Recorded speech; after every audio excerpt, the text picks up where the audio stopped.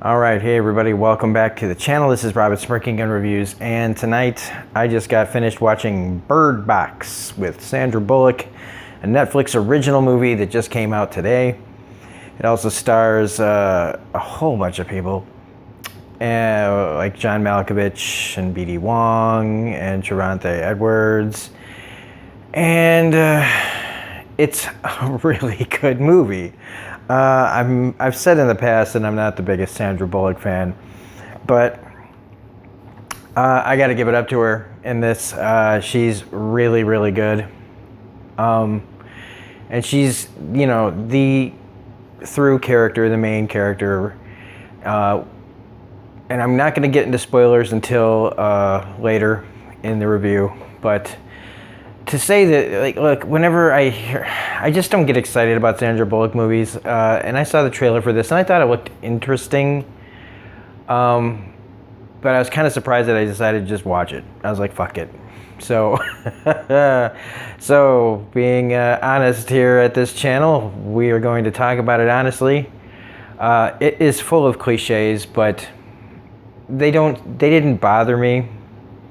A lot of this movie is your main character starts out as one thing and it ends up, another thing at the end. We are told the story in two different ways. There's the present that basically takes place in about 48 hours.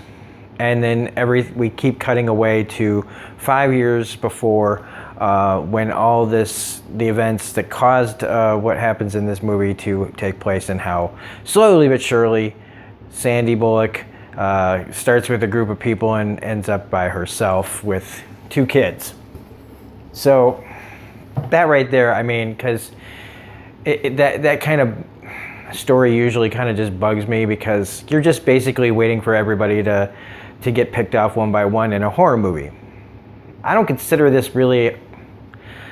If you consider The Mist to be a horror movie, then I guess it's a horror movie. I don't consider this a horror movie. I consider this like kind of a supernatural thriller. Your cast of characters, though, is pretty stock. You've got, the asshole that, he's going to come around, and prove that he's a hero. You've got the hero who you like so much that when he's going to die, you really get sad. You've got, the character that's just so, self-sacrificing that he's fucked right away. You've got the older character that's going to do something spunky at the right moment. You got the two characters that basically you kind of can tell that they're, I don't know, the ones that are going to kind of put everybody else in a shitty situation. You get the naive one. Everybody in this has kind of got this stock stereotype character person put in these kind of movies. Like a regular horror movie where everybody's kind of getting picked off one by one, you've got the stereotypes in those type of movies. These kind of movies, they have their own characters, like I was putting out. Kind of like Dawn of the Dead, the Zack Snyder version, the James Gunn written Zack Snyder movie, where you have a bunch of characters that are all pretty stock and stereotypical, and some to varying degrees of caring. You like a lot of these characters for the most part, and they're all a lot of pretty up and coming people, or people is pretty established. You got Sandra Bullock, you got John Malkovich, pretty established. Charanthe Edwards is definitely up and coming. You got Rosa Salazar, who's an up and coming person, where she's Alita Battle Angel. I don't know about that, but who else is in this? You got the girl that's been in a bunch of movies lately, like Dumpling, that's also on Netflix. I don't remember her name. The older lady I know I've seen in a ton of stuff. There's another part, B.D. Wong, who I like in everything, except for, Jurassic World, but, not everybody, not every movie can be a home run. I mean, yeah, it made $1 billion or whatever, but it doesn't mean it's good. So, but we're off topic. I'm trying to think. Lil Rel, whatever. Like from Get Out. I'm gonna say from Get Out, and not the terrible sitcom that he's in. He's another person that's kind of on the rise. And they're all pretty likable characters for the most part. I mean, John Malkovich gets to just be, asshole version of John Malkovich, but with a heart of gold deep inside somewhere, who makes a lot of problems, but, he's chewing the scenery sometimes more than others, but he's still just John Malkovich. And it's fun to watch. He's kind of like, a Nicolas Cage kind of person, where you just kind of enjoy watching the insanity. But this is all held together by Sandra Bullock, who I gotta say, really brings it again. Sarah Paulson's in this really too. That was kind of interesting. They both were in Ocean's 8 together. They play sisters. It was really disappointing that Sarah Paulson wasn't in this more because I really liked her, and that's the point. They give you these people that you like, so when they do get taken away, and let's just spoiler alert on that, everyone goes, okay? This isn't one of those movies where, oh God, I really hope that they live. Like, spoiler alert on that. This is one of those body count movies where people just one by one start to get taken down. Now, the premise of this movie is what is kind of the problem I probably have the most with this movie. I guess it's based on a novel, but what it made me think of a lot of, and I know there's gonna be a ton of people talking about this, is it reminds me of a little movie by M. Night Shyamalan called The Happening with Mark Wahlberg. Well, I can't even get out his name in that movie and not laugh.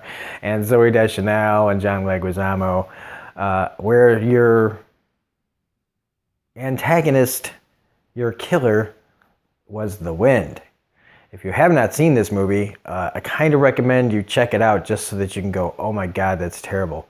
Well, in this, the wind, and I'll be fair, it's something that has to do with what's in the wind or something. And it's causing everybody to commit mass suicide. Kind of like what happens in this, except it has to do with visuals. But see, the reason I say the wind is because the wind kind of picks up and then people see this thing. And I guess the wind is and the air moving around it is so that you know that it's there, so you know that there's something actually there. There is a creature that whatever, it makes your eyes go freaky, and you hear dead people talking, and then you proceed to kill yourself. I don't know. I'm sure I kind of want to read the book now, because maybe the book gives us a little more detail, but this is kind of an unsatisfying part of the story, is that you never really know what is going on. You don't know what these things look like ever. There's a part where somebody draws some pictures that's out of their mind, and you don't really know if that's what they're seeing or what, but most of the thing, it kind of sounds like people that have died. And they're telling you to look at me and that for some reason makes you want to kill yourself. Oh boy. One of the characters tries to talk about that every culture has some version of this thing that's killing, when you see it, it's killing people. It never explains why all of a sudden this thing is killing the entire world's population. So there's that too. But it's the acting and the characters that carry this movie. And Sandra Bullock as this kind of really tough, you don't see characters really getting the movie what just came out, A Quiet Place, right? Where John Krasinski and Emily Blunt have to make it clear to their kids that they have to shut the fuck up.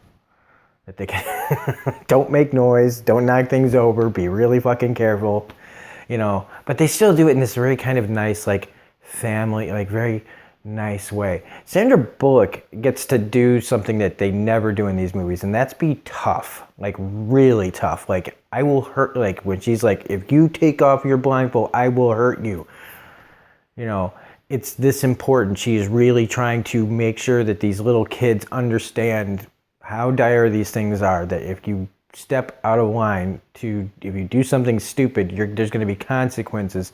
And I don't really think she's going to hurt them, but I think she has to make them think that she will hurt them if they do something wrong, because the stakes of survival here are that high. And I really like that. It wasn't that I was waiting for her to hurt kids.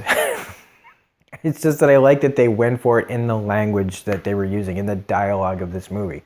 Was they weren't afraid to use language that would be scary for kids to hear, about the seriousness of the situation. There's no sugarcoating this. I love that. There's no sugarcoating it to these kids. It's, you do this or you die. You understand me. I like that a lot. And then the rest of it, I mean, all the flashbacks and stuff, which, you know, the majority of this movie takes place in, it's all pretty, you know, like bottle, you know, you're in a bottle, right? You know, all the characters are just in one place and they can't really go anywhere, and you get that kind of dialogue of, oh, it's the end of the world, well, you might as well have sex, or it's the end of the world, we're running out of food, you know, all these little conversations they have. Do you think I'm going to be a good mother, and all this stuff? And it's good character stuff, but again, it's to make you like the characters so that when they start dying, you get all pissed off and get all teary-eyed and stuff. There is an interesting, really cool part of when they go to the grocery store. So, you know what? I'm going to get into spoilers. Got to stop talking about it because I'm going to ruin the whole movie then. So this movie really is worth checking out because, you know, she's on this mission. She gets this call saying that there's this compound that they can go to and it's safe. And so she's taking the kids downriver. It's really dangerous. And in the back story, you get to see, you know, how everything got to where it was. I really highly recommend you check it out. It is 2 hours long. But I think it's necessary to at least get the good, you know, get good character development in here. Again, a lot of movies like this don't give us enough character development, so when people start dropping, you don't really care. And in this, they give each character enough so that when they do bite it, you do feel bad. You do wish that they had stuck around, but I guess that's just, you know, kind of emotional manipulation, but whatever, it's the movies. And so from here on out, we're going to get into spoilers. So get ready, all right, if you haven't watched it from here on out. All right, so yeah. There's like Rebecca Pidgeon's in this, and I like Rebecca Pidgeon a lot. I think she might still be married to David Mamet, the screenwriter, playwright. She's in this for like all of a minute before she gets into a burning car. Just lights herself up. Sarah Paulson's death, where she's like, what the fuck is that? It really makes me mad that I don't, like, I understand that the characters don't get to see things, but I kind of wanted to see the creature myself just to make me go, okay, it's not just the fucking wind like in The Happening. I know that, like, a good movie like this could, you know, less is more. You know, Alfred Hitchcock says, you know, it's this thing you don't see that's really scary. And that's true, but in this case, because it has those happening kind of connotations, I wanted to see something. Or at least I wanted to have a clear definition of what this was and why it was happening a little bit more. I do like vagueness a little bit. But I just, again, I needed something a little bit more just so that it didn't feel weird. Because it does end rather like just, boom, there are no more answers. The story is told. It doesn't seem like this would need to be another movie. And we didn't get any real answers. And I know that there's a beauty in that, but there's also kind of a letdown in that. Yeah, so... And it was really intense, even all the way up till the end when I was like, you know, what if they get to the end of this movie and it is a trick? Thankfully, like I said, if you know, spoilers, it's not. One of the other things that was really great about this was the idea that crazy people, the people from like that were in mental institutions and stuff, they're running around without the blindfolds on, and they're not killing themselves.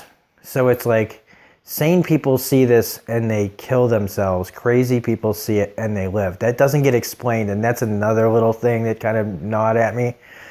because it's like, okay, I guess did animals kill themselves? Because it only seems to not affect birds. Like birds can sense that this thing is around, but they don't kill themselves. Does this happen to all animals? You know, do all animals have that warning sign, or did the rest of them, you know, like did dogs just like just, I don't know, how would dogs kill themselves, or cats or animals or whatever? What would they do? Like just, I don't even want to know really. But there's that. It really did suck when some of these characters died. I really don't like to be emotionally manipulated like that, because you just know it's coming, and it just kept getting worse when it's like, when you knew it was coming. Like each time it would happen, there's only 2 characters in this that you don't know what happened to them, and that's the Rosa Salazar and the whatever that fucking guy that she was hooking up with was. They take off, and you never see them again, and you just assume that they probably don't make it very far, but everybody else, like John Malkovich's death in this was sad, because he had been up and down, kind of asshole, good guy, and then crazy dude that they let in ends up killing like everybody left in the house, you know, with, you know, making the poor girl that just gave birth see, and she jumps out the fucking window, and then he makes the old lady see, and she stabs herself in the neck with the scissors. And then John Malkovich tries to kill him, and he stabs him to death with the fucking scissors, and then he almost kills Durante Edwards' character. And honestly, that whole scene did not make sense. The bad guy's got the shotgun by the trigger, right? And the other dude's grabbing it by the end. And how did he get to manage to because he's got the gun like barely on the end. He's like, that guy would have blown him away. So somehow you're supposed to believe that he flipped the script on him and took him out. I don't know. But anyway, he does. I like that actor, by the way, that plays the crazy guy that they let in. He's been in a ton of stuff like In the Loop and things like that. I really like him and stuff like that. I don't know. I feel like I've talked about a lot of it. And yeah, I really dig it. It's a nice story because, I mean, Sandra Bullock does learn how to become a mother. Unfortunately, everybody in the story had to die to have that happen. So was it worth it? I don't know. How many people died so that Sandra Bullock in the end would she needed to be by herself and put in this dire situation and really face the loss of losing the children, who were fucking adorable, by the way, especially the little girl, to learn that she didn't want to be by herself. She didn't want to lose anybody. When they're on the boat and she's talking about, one of us has to look when we're in the rapids. And you know that she's going to pick the little girl because the little girl isn't hers. And that fucking idea going through her head, and the little girl knowing that that's the score here, that she's not going to pick her son, she's going to pick her. And when she picks herself, and it just breaks Sandra Bullock's heart, and she realizes what she's doing and that she can't do it. That was some good shit there. And the whole scene at the end when she's lost the kids and she fell, which is kind of convenient. But still, like, realizing how much she really does care and how she becomes a mother and, moves on, and that's the end of the movie. The one part of this movie, though, that did just piss me off, and well, not piss me off, just really annoy me, was when they both went into double labor at the same time. Like, when everything happens and this one scene where it's like a whole bunch of people die right during the time where they both happen to go into labor. I was just like, oh, bullshit. Come on. Like, I would have been fine with them never showing the births. I don't like birth scenes in movies. I think they're just a bunch of people screaming. I don't know, whatever. That's just my personal thing. But anyway, I think I've talked enough about this. It is a really good movie. It's not the best movie in the world, but it is really good. It is pretty good. I do highly recommend checking it out at least once. Proving again, I was talking about Triple Frontier, saying that was like top tier or like movie level stuff. that trailer looked like. But this is movie quality. This is not just let's dump it on Netflix. This could have been at the theater, and this probably would have done pretty well. I think it would have done all right. It would have been one of those sleeper hits like A Quiet Place. So anyway, that's it. Again, another solid performance out of Sandra Bullock, so I guess I'm going to have to start calling myself a Sandra Bullock fan pretty soon if she starts making more good movies like this. So anyway, if you like this review, please hit the like button, comment, share, subscribe, all of that rigmarole. Otherwise, this is Rob at Smirking Gun Review saying we will see you in the next video. Bye.